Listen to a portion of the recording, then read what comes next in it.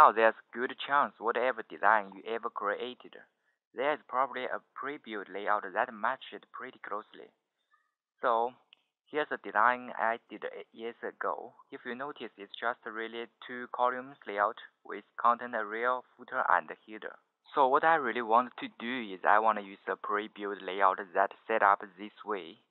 And in that way, all I need to do is replace what already there with my own content.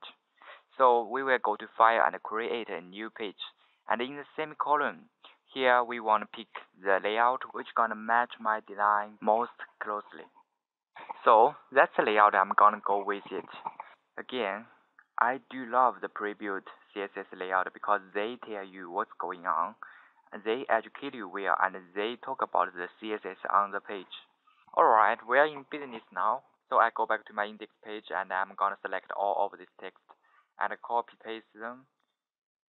There we are, text has overwritten, but look what happened. It changes the formatting. Maybe you can't find the difference between them clearly. Not a problem. Here's a tip. Go to window and you have two choices. Tile horizontally or tile vertically. What does that two options do is they actually split the window. As I looking at the CSS style panel, all of these rules have applied to the text. So I click through there going up down, kind of get a preview of what they are. They look very professional, but I don't really want this CSS style because they don't even match my page.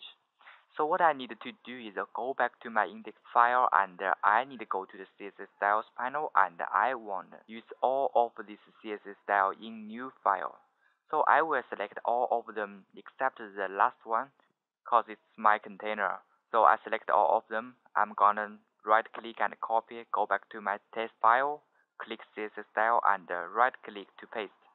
And what will happen next is Dreamweaver tells me there's a rule with the same name actually already exists in our test file, and it doesn't overwrite the current rule. It will appear adjacent to current rule. So in general, I will click yes for all of them. Now we can see the font has changed a little bit. The color has changed as well. As I scroll down my page, we can see the hyperlinks color doesn't match my original one. So we go back to our CSS style and check all of this CSS style.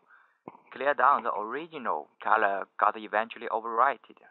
So what I can do now is I can go ahead and select the CSS you think is confusing, and we can just disable that CSS properties, or we can simply remove the CSS style entirely.